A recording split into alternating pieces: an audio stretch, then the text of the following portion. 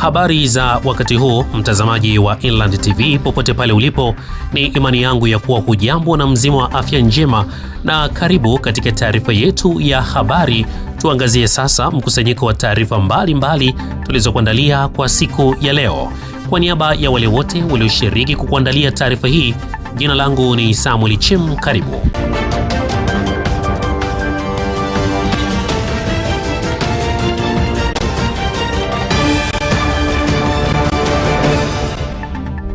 Awali ya yote tuanze na muktasari wake.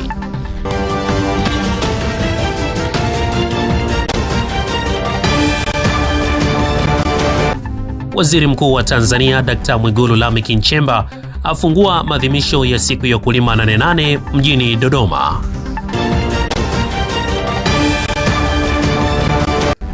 Mkuu wa wilaya ya Namtumbo mkoani Ruvuma, Mheshimiwa Ngolo Malenya, amemsimamisha kazi mwenyekiti kutokana na kuuza ardhi za wananchi. Na wanawake katika kijiji cha Mkongotema kilichopo halmashauri ya wilaya ya Madaba mkoani Ruvuma wamelalamikia kuhusiana na vitendo vya ubakaji.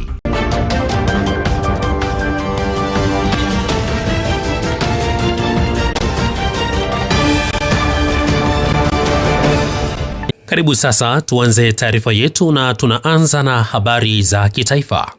Serikali imewawezesha wakulima ruzuku ya pembejeo za kilimo ikiwemo mbolea zaidi ya tani 700,000 yenye thamani ya zaidi ya shilingi trilioni 1.4 ili wakulima waendelee kuzalisha zaidi kupitia kilimo.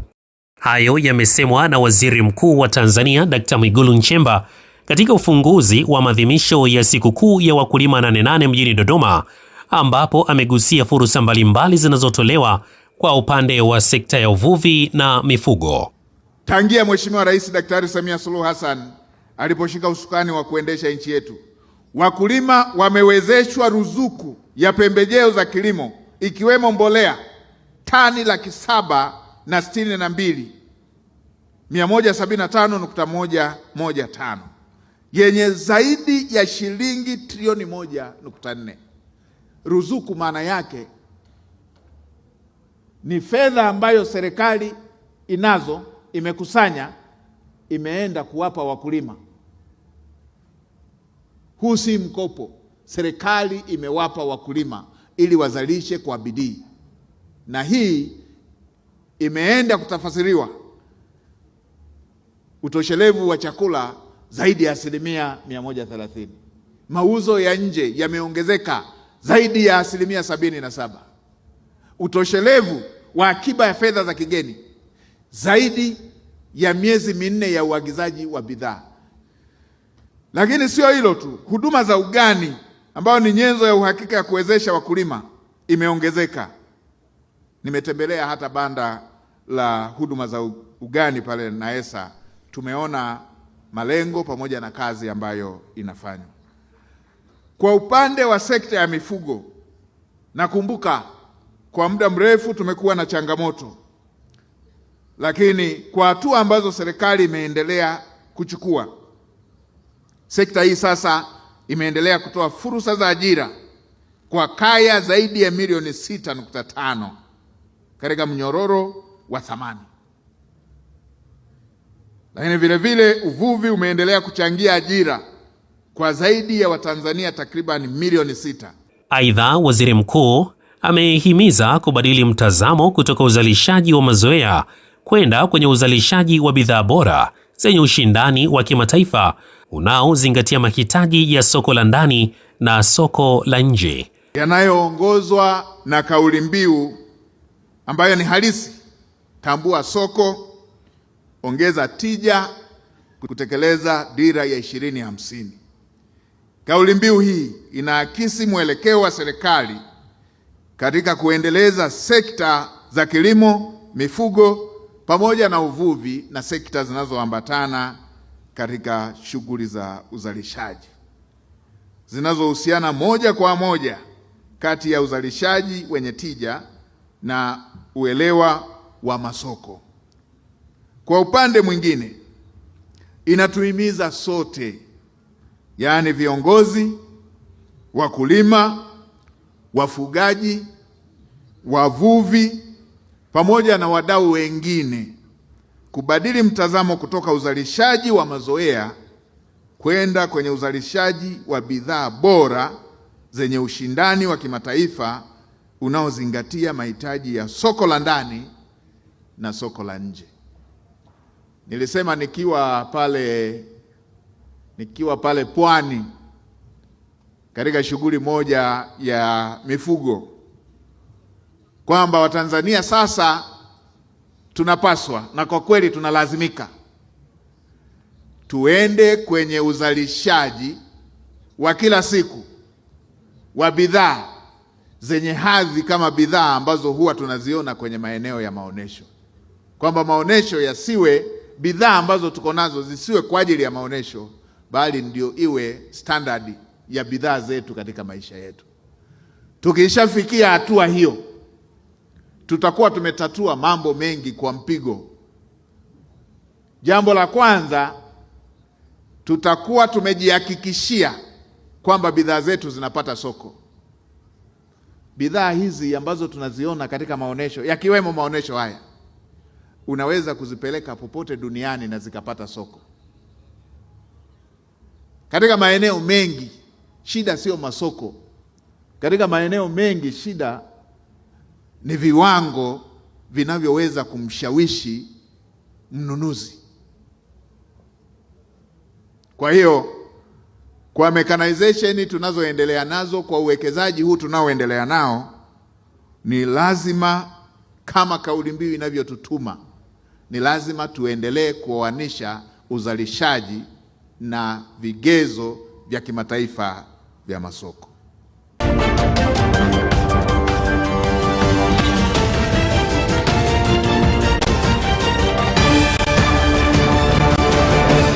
Naibu Waziri wa Nchi, Ofisi ya Rais, Mipango na Uwekezaji, Dr. Pius Chaya amekagua hali ya uwekezaji katika viwanja vya Steel Rolling Mills Limited, Sik Sawmills, UAD Steel Company Limited na Maweni Limestone Limited mkoani Tanga.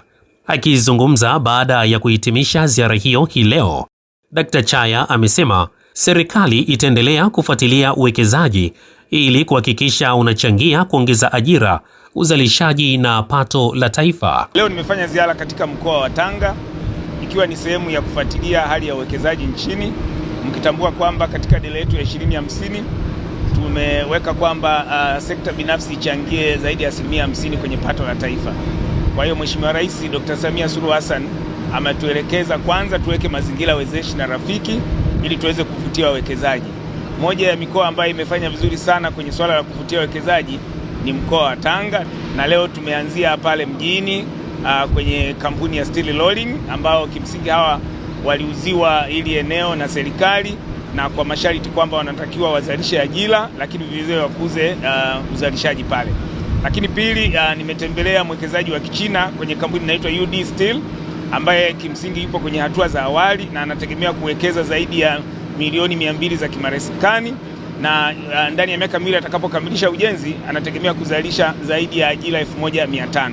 Ni moja ya uwekezaji mkubwa kwa mkoa wa Tanga, na niwaambie watu wa Tanga, hizi ni fursa ambazo Mheshimiwa Rais kimsingi amekuwa akizipambania. Mnapomwona Mheshimiwa Rais anazunguka huku na kule akitafuta uwekezaji, haya ndio matunda ya hizo ziara ambazo anazifanya. Lakini pili, nichukue nafasi hii kuwapongeza kampuni hii ya Maweni Limestone Limited ambao kimsingi ni wazalishaji wa simenti, na kwa kweli niwapongeze sana kwa uwekezaji mkubwa ambao wamefanya hapa. Kampuni hii imewekeza zaidi ya milioni 350 za Kimarekani, lakini wanazalisha zaidi ya ajira 1000 za Watanzania lakini na wageni ambao wapo hapa. Lakini ni mojawapo ya kampuni ambazo zimepeleka hizi simenti katika mikoa mingi sana ya Tanzania. Sisi kama serikali tunaahidi kuwaunga mkono wawekezaji kama hawa Maweni Limestone Limited ambao kimsingi kwanza wamechangia kwa kiasi kikubwa kwenye kutengeneza ajira za Watanzania, lakini pili vile vile wamechangia kwa kiasi kikubwa kupitia pato la taifa. Kwa mwaka wanalipa kodi zaidi ya bilioni 126, lakini vile vile wamekuwa wakichangia kwa kupitia jamii, ile corporate social responsibility. Kwa taarifa niliyopewa, kwa mwaka uliopita wameweza kutoa zaidi ya milioni 126 wakapeleka kwenye jamii kwenye huduma mbalimbali. Hawa ndio wawekezaji ambao kimsingi sisi kama serikali tunawahitaji, na sisi kama serikali tunaahidi kuhakikisha kwanza tunalinda mitaji yao isiweze kuharibika, na ndio maana tunafanya ufuatiliaji wa mara kwa mara ili tuweze kupokea changamoto zao, na leo hii wamenipa changamoto zao na ninawaahidi kwamba tutaenda kuzifanyia kazi kuhakikisha kwamba uwekezaji wao unakuwa na tija, lakini wanachangia kwenye kukuza ajira za vijana wetu, lakini kwenye pato la taifa. Kwa upande wake, mkuu wa mkoa wa Tanga Balozi Dr. Baltida Buriani amesema ofisi ya mkuu wa mkoa itaendelea kusimamia wawekezaji na kushughulikia changamoto zinazoweza kukwamisha shughuli zao kwa lengo la kuendelea kuimarisha mazingira ya uwekezaji mkoani humo. Sisi ni katika mikoa ambayo nadhani ni mkoa wa kwanza wenye viwanda vingi vya saruji, lakini kutokana na rasilimali ya limestone tulionayo, lakini na viwanda vingine vya madini ya ujenzi. Ukienda Handeni kuna maeneo makubwa wako wanachimba graphite, lakini ukija hapa ndio cement viwanda vitatu na cha 4 kiko kinaanza. Ameweza kutembelea kiwanda cha steel rolling ambaye inatengeneza nondo. Ametembelea kiwanda ambacho kinatengeneza mbao na sasa hivi ataanza kutengeneza chipboard. Lakini tumekwenda naye kwenye kiwanda kikubwa cha UD Steel ambacho kile kitawekeza milioni $200 kwa ajili ya kutengeneza nondo na zile bar kubwa, kwa sababu Tanzania hapa tunatengeneza nondo za kawaida, lakini hakuna anayetengeneza flat bar kubwa. Na huyu atatumia chuma cha pua cha hapa Tanzania. Kwa hivyo atatumia rasilimali ya iron ore inayotoka hapa Tanzania na atapeleka kwenye kiwanda chake na kwenda kuchenjua na hatimaye kutengeneza product hiyo ya flat bar. Lakini pale kutakuwa na viwanda vitatu. Kiwanda kingine kitatengeneza nondo lakini kile kingine kitatengeneza hivi vipuli ambavyo vinatumika katika mashine mbalimbali, na wanafikiria kuweka kiwanda kingine bidhaa nyingine. Kwa hivyo Mheshimiwa Waziri ameona uwekezaji ambao utaotakiwa kuwepo wa milioni $200. Lakini tumekuja hapa Maweni, kiwanda chetu cha saruji ambacho ni kiwanda kikubwa, ukiachilia mbali Tanga Cement, Maweni, lakini tuna Kilimanjaro, na rasilimali ya limestone iliyoko hapa inaweza kutumika kwa miaka 200. Kwa hivyo wanaongeza plant nyingine ili waendelee kuproduce simenti na saruji nyingi zaidi. Sisi kama mkoa tutaendelea kuwasimamia wawekezaji wetu na kuhakikisha kwamba hawakwami, lakini vile vile tutaendelea kuwashawishi wazalendo wa Tanzania kuendelea kuwekeza katika fursa hizi.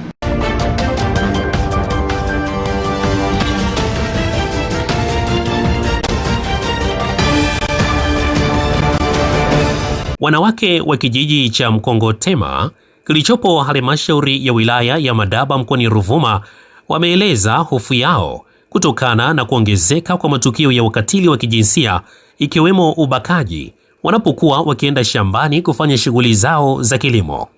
Wakizungumza katika mkutano wa kijiji na mkuu wa wilaya ya Songea Willemani Kapinjama Ndele, wanawake hao wamesema hali hiyo imekuwa ikiathiri shughuli zao za kila siku kwa kuwa baadhi yao wanaishi kwa hofu wanapokwenda kutafuta riziki mashambani. Wamemwomba kuingilia kati ili kupatikana kwa suluhisho litakalo wawezesha kufanya shughuli zao za kilimo katika mazingira salama. Majina naitwa Christina Kaberege, ni mama. Ndugu kiongozi wetu, mkuu wa wilaya, tunashukuru baba yetu umefika. Tunaomba baba tusaidie sisi wanawake katika kijiji hiki mtoka Mkongotema Magingo. Kila tunapoenda shambani kwa kweli yanatokea matukio ya ajabu sana. Tunashindwa kusaidiwa, tufanyaje, tutaponaje? Na kila mkulima hapa lazima aende shambani. Tukisema tujingoje tu wawira wetu tunashindwa. Kwa nini akitembea mtu mmoja kuna shangaa kwa ameshabako amekufa na mwingine kwa kweli tunaona amepelekwa hospitali. Hatuna msaada, tunahitaji msaada wako baba. Utusaidie. Tunabakwa tu, yani sio wajambazi. Yani ukienda shambani kijana anatokea tu anakwambia mama habari za leo, tu unashangaa unakudwa roba. Changamoto kwa kweli tunayo hapa kijijini kwetu, wanawake tunapata shida sana, hasa muda wa kwenda shambani. Tunafanywa vitendo vya kikatili sana. Juzi hapa kuna mtu mmoja naye alibakwa mpaka kupoteza maisha. Kwa mimi ninavyoona, mimi nahisi hao watu sio wenyewe tunawahifadhi huko mashambani. Kwa mfano unamchukua mfanyakazi, unamweka shambani anakaa miezi 3-4. Kwa hiyo sisi tunapopita kwenda shambani ndio hivyo wanatuvamia njiani. Ni mara kwa mara, kama mwaka huu vitendo hivyo vimekuwa mfululizo. Serikali tunaomba itusaidie sana, tuseme ituwekee ulinzi gani yani. Maana hivi vitendo vimezidi sana, tunafanywa vitendo vya kikatili, tunabakwa, muda mwingine hata yani sijui nisemeje, ila serikali yenyewe naomba iingilie kati kuhusu hili jambo. Akijibu changamoto hiyo, mkuu wa wilaya ya Songea amesema taarifa alizozipokea zinaonyesha kuwa vitendo hivyo vinadaiwa kufanywa na baadhi ya watu wanaoishi ndani ya kijiji hicho, na kuwataka wananchi kutoa ushirikiano kwa viongozi wa kijiji na jeshi la polisi kupitia polisi kata ili kuwabaini wahusika na kukomesha vitendo hivyo. Kwa hiyo mpeni ushirikiano polisi kata wenu, mpeni ushirikiano afisa mtendaji kata wenu, wajulikane, na mkiona ni ngumu sana, itisheni mkutano kama huu, pigeni kura, ambaye kura itamwangukia ahojiwe vizuri. Kwa nini yeye amekaaje na wananchi hapa wenzake mpaka kura zinamwangukia kwamba yeye ndio mbakaji? Ndio, kwa sababu mengine lazima tuambizane ukweli. Hawezi kutoka mtu Songea akaja kufanya kazi ya ubakaji hapa. Lazima ni baadhi ya watoto wetu ambao tumeshindwa kuwalea sisi wenyewe, wanavuta bangi, wanalewa, labda kutumia madawa, ndio wanaingia kwenye biashara hiyo mbaya.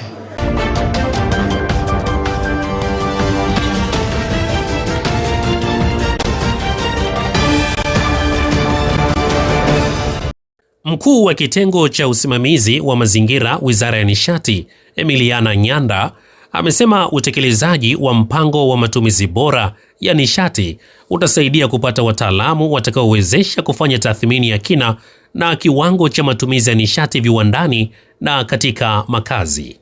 Akizungumza katika uzinduzi wa Chama cha Wahandisi Nishati nchini Tanzania, amesema wataalamu watakaopatikana watatoa ushauri wa namna ya kupunguza matumizi ya nishati ambayo sio salama. Amebainisha kuwa kasi ya ongezeko la upotevu wa nishati imekuwa kubwa na kufikia 15% kutokana na ongezeko la matumizi yasiyo bora katika maeneo mbalimbali. Mimi naitwa Emiliana Nyanda, ni mkuu wa kitengo cha usimamizi wa masuala ya mazingira Wizara ya Nishati. Kimeanzishwa chama cha wahandisi nishati, lakini hawa ni maalum kwa ajili ya matumizi bora ya nishati, energy efficiency. Sisi Wizara ya Nishati tulikuwa tuna mradi unaitwa Implementation of Energy Efficiency Action Plan, yani ni utekelezaji wa mpango wa matumizi bora ya nishati. Mradi huu ulikuwa unafadhiliwa na Jumuiya ya Ulaya, lakini wenzetu wa shirika la Umoja wa Mataifa UNDP ndo walikuwa wanatoa ile technical backup katika kusimamia huu mradi. Kwa hiyo ni mradi wa serikali, lakini moja ya eneo ambao mradi ulikuwa unatekeleza ni kuhakikisha upatikanaji wa wataalamu ambao wa kusaidia kusimamia masuala ya nishati na kufanya tunaita wakaguzi wa matumizi ya nishati. Ni kama wahasibu walivyo, unakuwa na auditor. Sasa huyu ni watu ambao sisi hatukuwa nao kwanza nchini, lakini kama mlivyosikia pale mradi umesaidia wako karibia 60. Yani imagine ulikuwa na almost zero mpaka sasa hivi tumepata 60. Sasa faida kubwa ni kwamba hawa wataalamu watakuja labda kwenye kiwanda chako, hata kwenye nyumba yako na katika shughuli zako zote, watakagua ni jinsi gani matumizi yako ya umeme yalivyo na kukushauri ili upunguze matumizi ya umeme ambayo sio lazima na unapata product ile ile. Kwa hiyo ni kitu kizuri ambacho watatusaidia sana katika kuhakikisha tunapunguza matumizi ya nishati, iwe ya umeme, iwe ya kupikia na nishati zingine zote. Kwa upande wake, meneja wa maendeleo ya vipaji na rasilimali watu wa UNDP hapa nchini, Veronica Sigala, amesema jukwaa hilo halitaishia tu kuongeza idadi ya wataalamu wa nishati, bali pia litatoa njia mbalimbali zitakazosaidia kupunguza upotevu wa nishati. Mtafiti na mtaalamu wa nishati kutoka Shirika la Utafiti na Maendeleo ya Viwanda Tanzania, Atupele Kilindu, amesema mpango huo umebeba maono ya kitaifa na kimataifa katika kuhakikisha matumizi bora ya nishati. Naitwa Veronica Sigala, ni manager wa Talent Development UNDP.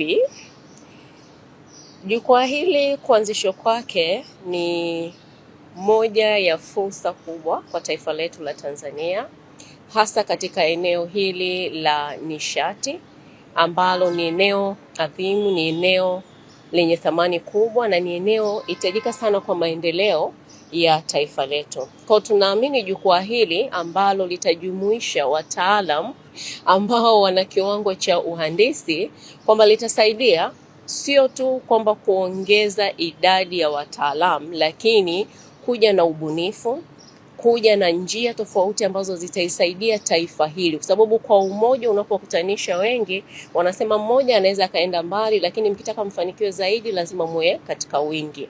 Kwa wingi wa hawa mainjinia ambao watakutanika pamoja kwa jukwaa hili ambalo lipo duniani kote, ila sasa kwa Tanzania ndio tumepata fursa hii kupitia mradi huu wa energy efficiency ambao ulikuwa unasimamiwa na kuendeshwa kwa mashirikiano Shirika la Umoja wa Mataifa la Maendeleo UNDP pamoja na Wizara ya Nishati kwa takribani miaka 3 au 4 toka mradi huu ambapo ulikuwa umeanzishwa.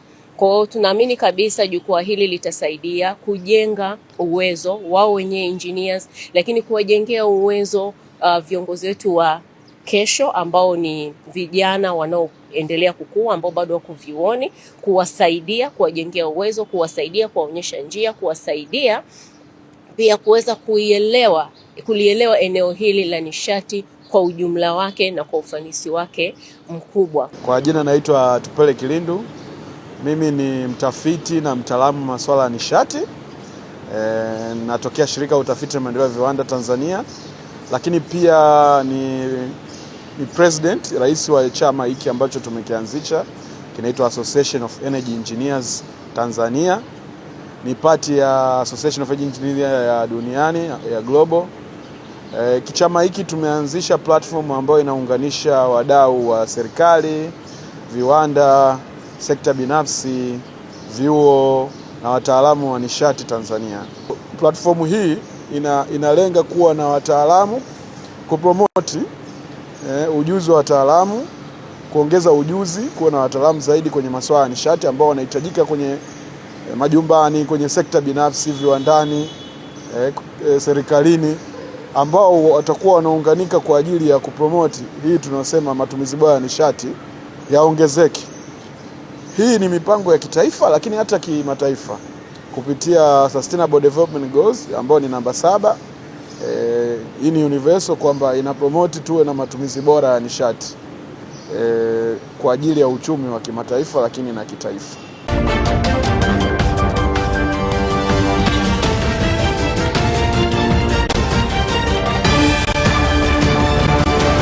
Mkuu wa wilaya ya Namtumbo mkoani Ruvuma, Ngolo Malenya, amemsimamisha kazi mwenyekiti wa kijiji cha Chengena, Valens Ndeje, kutokana na ripoti ya tume ya uchunguzi kubaini tuhuma za ubadhilifu wa fedha, ikiwemo kuuza maeneo ya serikali ya kijiji bila kushirikishwa wananchi, pamoja na kuuza viwanja na ardhi za wananchi kinyume cha sheria na taratibu. Uamuzi huo umetangazwa na Mheshimiwa Ngolo wakati wa mkutano wa hadhara wa wananchi uliofanyika kijijini hapo. Hatua hiyo imekuja baada ya kusikiliza kero na hoja za wananchi, kumpa nafasi mwenyekiti huyo kujitetea na hatimaye kusoma madhimio ya tume aliyoiunda wiki 2 zilizopita kuchunguza sakata hilo. Kweli kwamba nimetoa maeneo kinyume cha taratibu. Ambaye anaona kwamba huyu amesema uongo, basi aje anisaidie hapa nifahamu ukweli. Kwa jina naitwa Tobias Eretelus Komba. Ni mwenyekiti wa kitongoji cha Majimaji. Tulibishana kwa muda mrefu ndani zidi ya mwenyekiti wetu, lengo tuwekane usawa, lakini ilishindikana. Ikalazimika sasa tuuje kwa wananchi tukasemee kwa wananchi ili tuweze kupata msaada ndani tumeshindana. Yaani mwenyekiti wetu amekuwa ametolea sana macho kutokuuza maeneo pasipo kufuata maendeleo kijiji. Niseme kwa mwenyekiti huyu kutokana na mfumo sisi tumeshindana nayo. Ndio kwamba kwa hesabu kama hizi hapa kiujumla ili tuweze kupata maendeleo akae pembeni ili tuone kijiji kisonge mbele. Asante sana. Dr. Samia Suluhu Hassan alishaagiza kwamba tuhakikishe tunawapa wananchi tabasamu. Baada ya kuja hapa na kuunda tume, hakika mimi nimejiridhisha pasipo shaka kwamba mwenyekiti wetu hatoshi. Baada ya kutangazwa kwa uamuzi huo, Mheshimiwa Ngolo aliwapa wananchi fursa ya kidemokrasia ya kumchagua mmoja wa wenyeviti wa vitongoji anayeaminika ili kukaimu nafasi ya wenyekiti wa kijiji hicho wakati wakisubiri mchakato wa uchaguzi mdogo kufuata taratibu.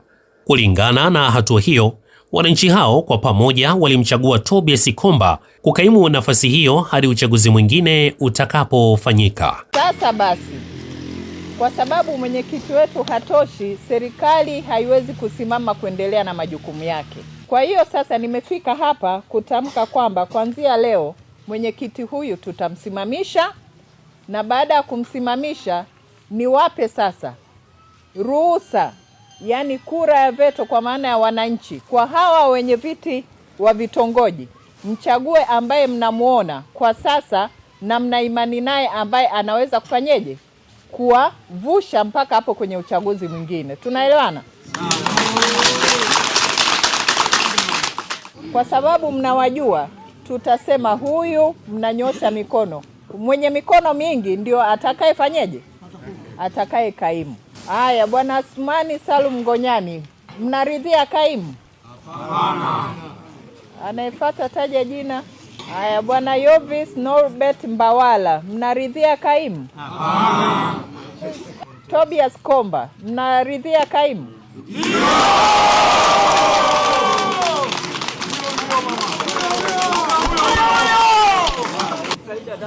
Hapana. Haya, kakae Saidi. Anaipata? Mimi naitwa Saluma Amani Mkua. Hapana.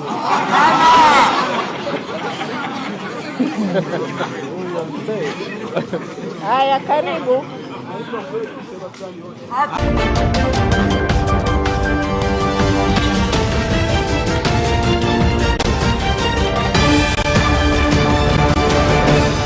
Na mtazamaji, kufikia hapa tunafikia mwisho wa taarifa yetu ya habari kwa siku ya leo. Kwa niaba ya wale wote walioshiriki kukuandalia habari hii, jina langu ni Samuel Chem, nikutakia utazamaji mzuri wa vipindi mbalimbali vinavyoendelea.